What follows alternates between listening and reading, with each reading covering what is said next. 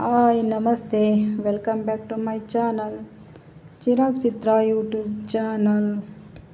ಇವತ್ತಿನ recipe chicken biryani ಹೇಗೆ ಮಾಡುವುದು ಅಂತ ಹೇಳಿಕೊಡುತ್ತೇವೆ ಬನ್ನಿ ಫ್ರೆಂಡ್ಸ್.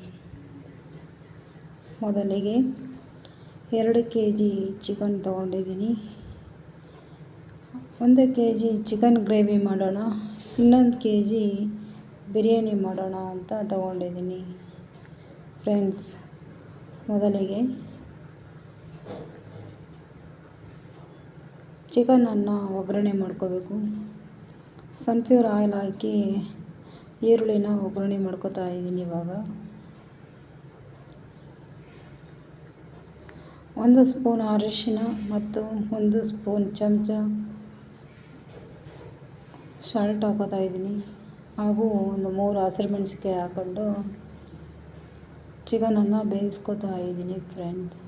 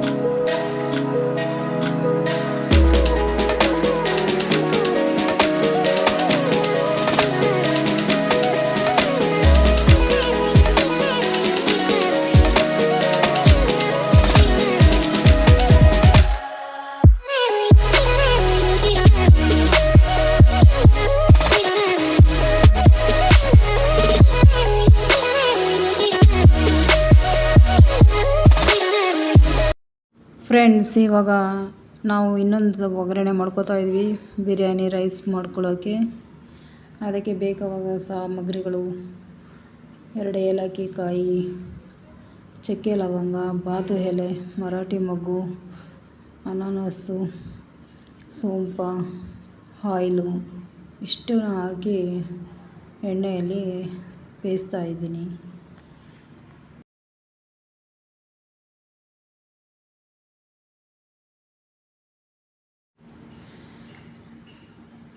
ನಂತರ ಈರುಳ್ಳಿಯನ್ನು ಒಗ್ಗರಣೆ ಮಾಡ್ತಾ ಇದ್ದೀವಿ. ಮಾಡಿದ ನಂತರ ಅದಕ್ಕೆ 1 ಸ್ಪೂನಷ್ಟು ಅರಿಶಿನ ಹಾಕಬೇಕು. ಚೆನ್ನಾಗಿ ಕೆಂಪಾಗಿ ಡ್ರೈ ಆಗೋವರೆಗೂ ಎಣ್ಣೆಯಲ್ಲಿ ಬೇಯಿಸ್ಕೊಳ್ಳೋಣ. ನಂತರ ಖಾರದ ಪುಡಿಗಳನ್ನು ರೆಡಿ ಮಾಡ್ಕೊಳ್ಳೋಣ. 1 ಸ್ಪೂನು ಅರಿಶಿನ ಪೌಡರ್, 1 ಚಮಚ ಧನಿಯಾ ಪೌಡ್ರು, 1 ಚಮಚ ಬಿರಿಯಾನಿ ಮಸಾಲ, 1 ಚಮಚ ಗರಂ ಮಸಾಲ, 1 ಚಮಚ ಅಚ್ಚ ಖಾರದ ಪುಡಿ ಇಷ್ಟನ್ನು ಹಾಕಿ ರೆಡಿ ಮಾಡ್ಕೋತಾ ಇದ್ದೀನಿ.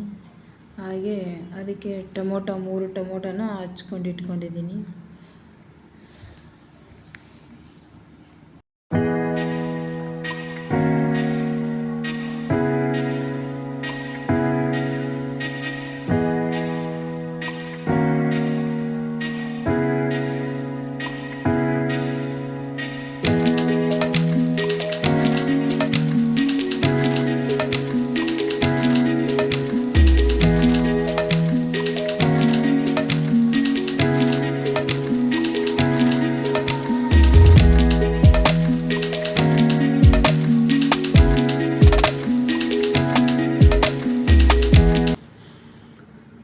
ಫ್ರೆಂಡ್ಸ್, ಖಾರದ ಪುಡಿ ಹಸಿ ವಾಸನೆ ಹೋಗೋವರೆಗೂ ಈ ಥರ ಡ್ರೈ ಆಗಿ ಚೆನ್ನಾಗಿ ಬೇಯಿಸ್ಕೋಬೇಕು. ಅದನ್ನು ಬೇಯಿಸಿದ ನಂತರ ನಾನು 1/4 ಲೀಟ್ರ್ ಮೊಸರನ್ನ ಹಾಕ್ತಾಯಿದ್ದೀನಿ. ಇವಾಗ ಮೊಸರು ಹಾಕಿದ ತಕ್ಷಣ ಒಂದು ನಿಂಬೆಹಣ್ಣನ್ನು ಹಾಕೋತೀನಿ. ಇವಾಗ ಚೆನ್ನಾಗಿ ಸಣ್ಣ ಉರಿಯಲ್ಲಿ ಕೈ ಆಡಿಕೊಳ್ಳೋಣ. ಹಾಗೆ ಕೈ ಆಡಿಸುತ್ತಾ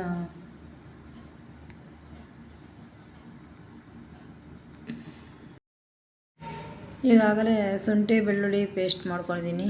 ಪುದೀನ, ಶುಂಠಿ, ಬೆಳ್ಳುಳ್ಳಿ ಈ ಮೂರನ್ನು ಮಿಕ್ಸಿ ಮಾಡಿಕೊಂಡು ಈಗ ಅದನ್ನು ಸೇರಿಸ್ಕೊತಾ ಇದ್ದೀನಿ ಫ್ರೆಂಡ್ಸ್. ಹಾಗೆ ಸಣ್ಣ ಉರಿಯಲ್ಲೇ ಹಸಿ ವಾಸನೆ ಹೋಗೋವರೆಗೂ ಕೈ ಆಡಿಸುತ್ತಾ ಬನ್ನಿ. ನಂತರ ನಾನು ಚಿಕನನ್ನು ಬೇಯಿಸಿಟ್ಕೊಂಡಿದ್ನಲ್ಲ ಅದನ್ನು ಸೇರಿಸ್ಕೊತಾ ಇದ್ದೀನಿ. ಇವಾಗ ಸೇರಿಸ್ಕೊಂಡ ನಂತರ ಅದನ್ನು ಕೈ ಆಡಿಸಿ ಸಿಮ್ಮಲ್ಲೇ ಬೇಯಿಸ್ಕೊಳ್ಳೋಣ.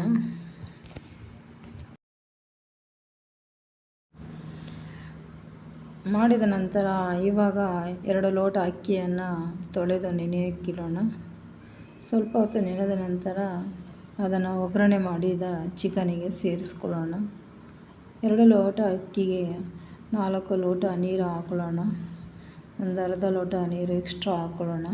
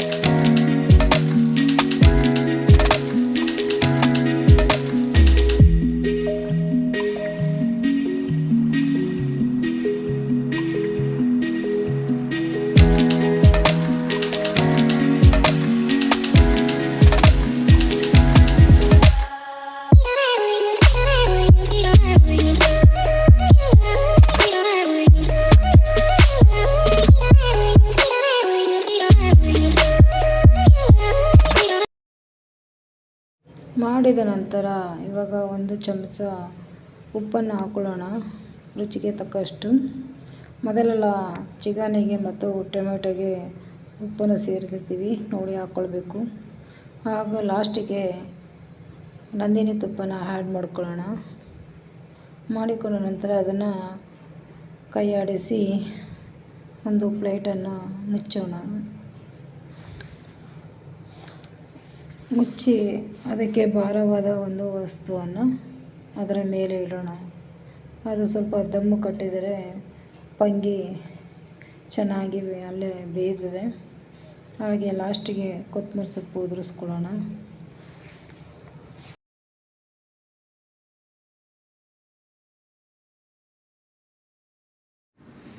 ಫ್ರೆಂಡ್ಸ್, ಇವಾಗ ಚಿಕನ್ ಬಿರಿಯಾನಿ ರೆಡಿಯಾಗಿದೆ.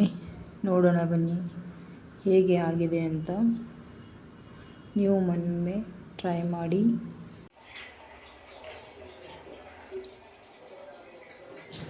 ಫ್ರೆಂಡ್ಸ್, ಇವಾಗ ಘಮ ಘಮ ಅಂತ ಇದೆ ಚಿಕನ್ ಬಿರಿಯಾನಿ.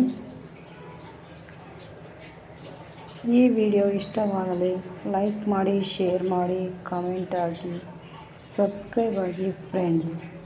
ಮುಂದಿನ ವಿಡಿಯೋದೊಂದಿಗೆ ಸಿಗುತ್ತೇವೆ. Thank you.